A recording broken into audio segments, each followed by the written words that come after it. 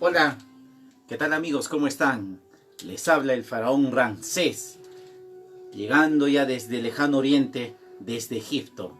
Hoy estaremos navegando en la historia de la civilización egipcia, aquella que trascendería en el mundo y pues aquella que nos dejaría majestuosas construcciones en Oriente. Con ustedes, el faraón Ramsés, civilización egipcia. Egipto, cuyo significado es tierra negra.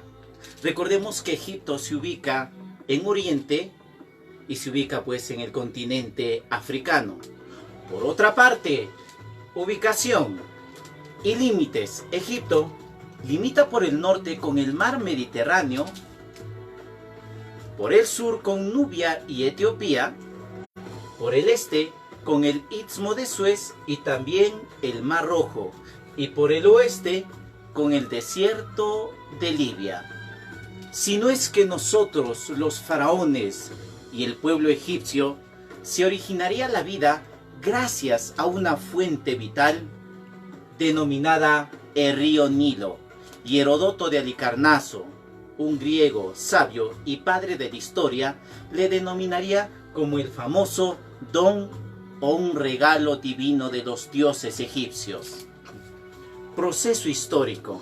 Egipto pasó por 3 procesos históricos: Imperio Antiguo, Imperio Medio e Imperio Nuevo. En el Imperio Antiguo, recordemos que una de sus principales características fue que la capital se va a establecer en Menfis, y el faraón que destaca es el faraón Menes, unificador del Alto y el Bajo Egipto. Otra de las principales características en este imperio antiguo es que aquí se construyen las majestuosas y colosales pirámides. Y no solo ello, también en el imperio antiguo se daría otra característica: se da la construcción de la Esfinge de Gizeh. Luego pasamos al Imperio Medio, cuya capital ahora es Tebas, y ahora inicia el periodo tebano. En el Imperio Medio, el faraón que gobernase uno de ellos vendría a ser Mentuhotep, y un hecho importante de este Imperio Medio es que se produce la invasión de los Hicsos, pueblos provenientes del Asia. Y a raíz de esto, los egipcios en el Imperio Medio comienzan a conquistar territorios, como por ejemplo Nubia, Libia y también Siria. Ahora nos encontramos con el Imperio Nuevo. En el Imperio Nuevo se da la expulsión de los Hicsos, y cuya expulsión se daría gracias al faraón Amosis I. Entre otros faraones importantes también que destacaron en el Imperio Nuevo fueron Ramsés II, Tutmosis III, estos dos que extenderían su territorio hasta los territorios de Palestina y Siria. Pero también tenemos a otro faraón también importante llamado Amenofis IV. ¿Y qué hizo Amenofis IV? Anula el politeísmo e instaura el monoteísmo con el culto al dios Atón. ¿Y quién es el dios Atón? Vendría a ser el Sol.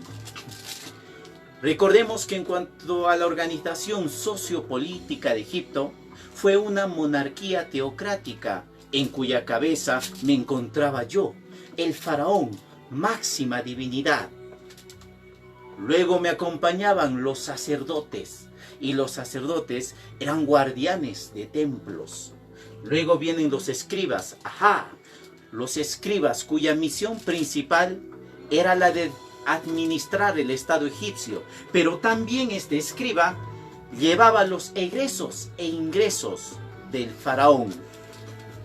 El guerrero, mis guerreros, quienes tenían la misión de guardar orden en todo mi imperio, pero también ir y conquistar otros territorios. Y luego tengo al pueblo, y finalmente tengo a los esclavos, quienes trabajaban en las construcciones monumentales que yo les ordenase.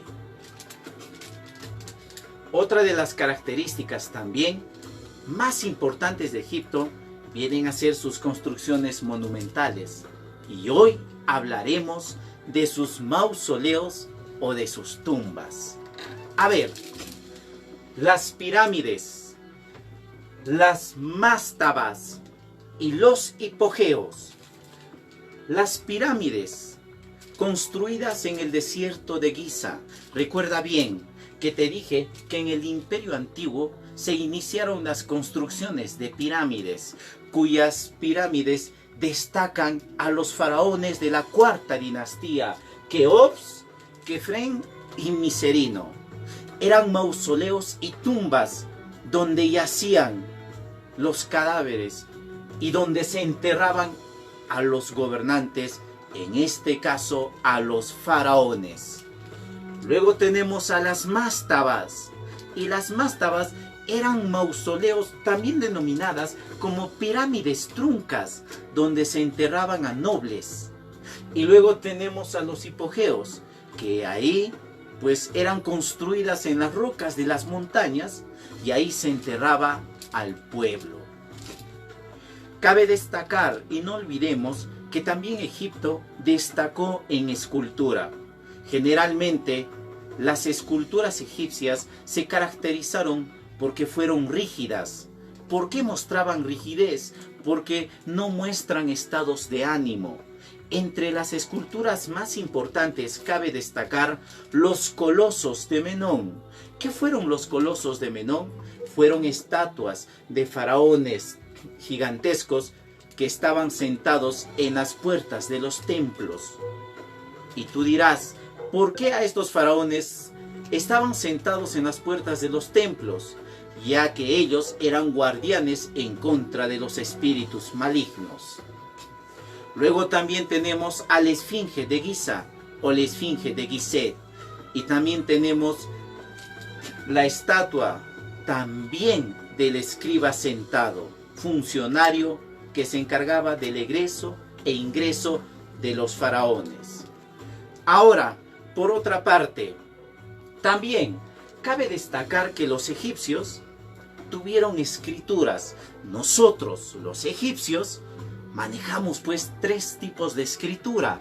Entre ellas, la más antigua, la que fue considerada sagrada, fue la escritura jeroglífica, empleada principalmente por nosotros, los faraones. Y este tipo de escritura denominada jeroglífica, recordemos que solamente se empleaba en tumbas y templos. Por otra parte, también ellos tuvieron la escritura hierática, que era una escritura más compleja. Y esta escritura denominada hierática fue empleada principalmente ¿por quiénes? Empleada por los escribas y también por los sacerdotes. Y luego tendríamos a la escritura demótica. La escritura demótica, que fue la escritura más sencilla y de fácil uso. Y esta escritura fue empleada por el pueblo. Entonces, recordemos bien, un dato importante, no debemos olvidar.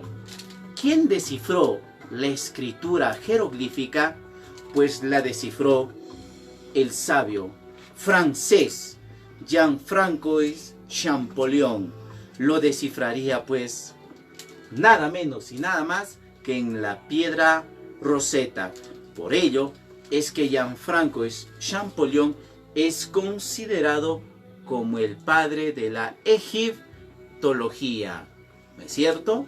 Entonces, seguimos navegando. Si hablamos también en cuanto a la religión de Egipto, recordemos pues que la religión de Egipto se caracterizó por ser politeísta.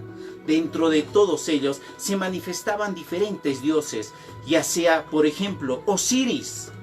También tendríamos entre los dioses principales Atón, el dios principal, o también, antiguamente también los egipcios, en los gnomos, usualmente comenzaban a adorar a Horus. Y esto se daba a través del tiempo. Ya te dije, y no olvidemos, que el faraón que anule el politeísmo e instaure el monoteísmo vendría a ser pues el faraón Amenofis IV, ¿no es cierto? Ahora, la pregunta es esta: también los egipcios tuvieron templos. Entre sus principales templos cabe destacar Karnak y Luxor. También ellos emplearon como principal material los papiros. Inclusive tuvieron construcciones de capiteles o columnas denominadas palmiforme, papiriforme, atóricas y lotiforme. Si nosotros hablamos ahora de la economía egipcia, recordemos que los egipcios nos dedicamos al comercio, a la navegación y también a la metalurgia. Es así que la civilización egipcia y nuestra generación existiría gracias al río Nilo, que vendría a ser un regalo divino de los dioses. Con ustedes, un pequeño repaso en la civilización egipcia con el profesor Miki.